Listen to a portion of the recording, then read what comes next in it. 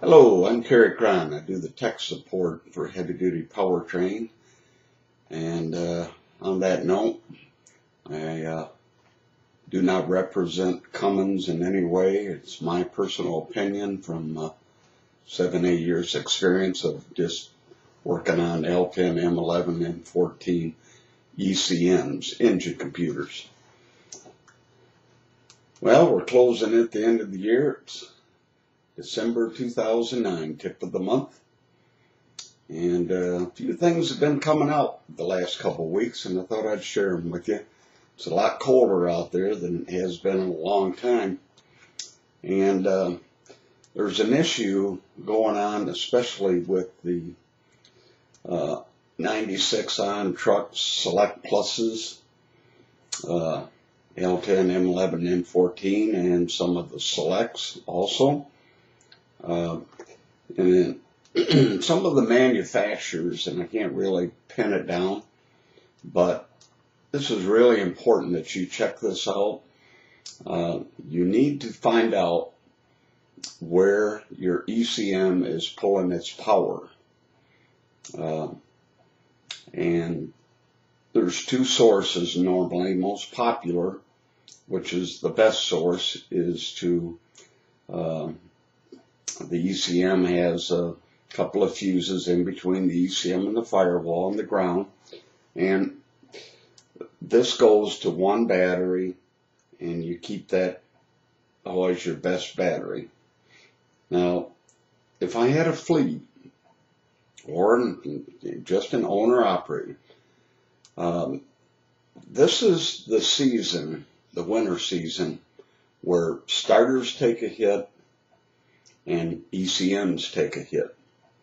And the reason I say that is some of the manufacturers come up with this really dumb wiring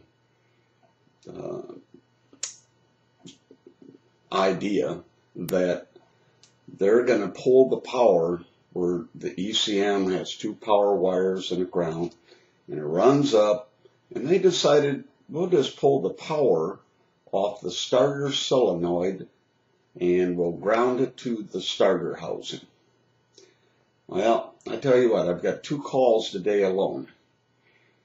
They're out there in the cold, they're trying to crank, and they can't get the truck started, or they keep cranking and cranking and cranking, and finally the ECM energizes and starts. The reason that is because naturally, if you're pulling your power source off the starter solenoid and you got all this immense draw trying to start up this cold engine, you know, the ECM requires a minimum of around 7 volts. The exact voltage, Cummins tech-wise, is 6.2 volts. Customer called me this morning. He said, you know, we have changed fuel pumps, we've done everything. This thing is so cold, hard starting, and it won't do anything. And I watched some of your videos, and I was checking the voltage when I was cranking, and it was like 4.2 volts.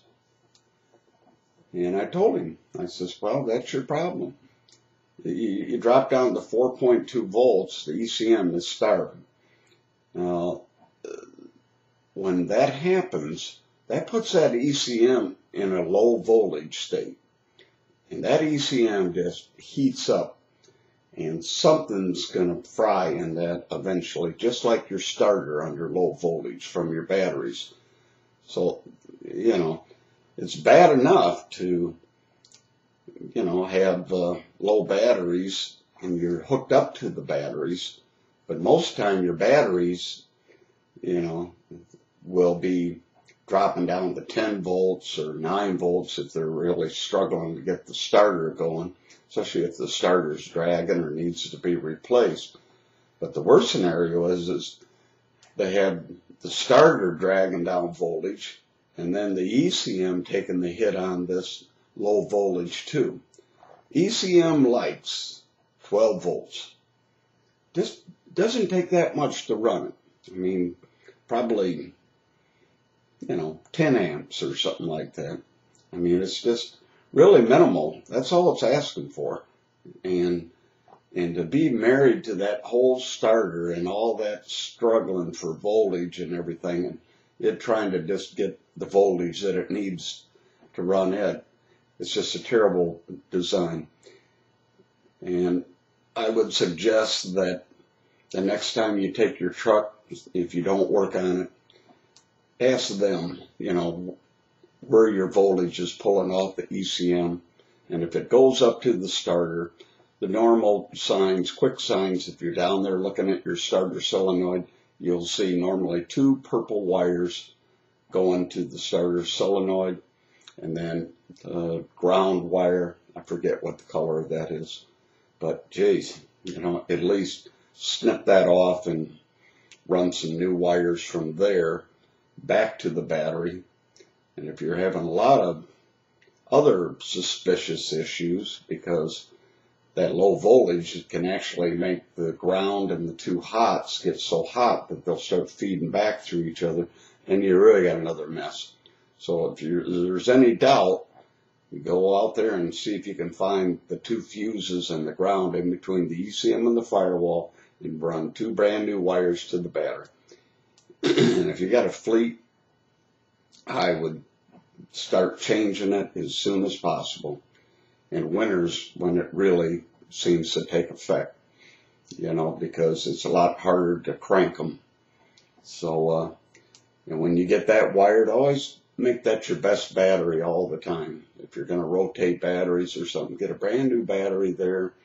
And then the ECM, that's unswitched voltage. It's always there, keeping the ECM energized, and it's just waiting for the key switch.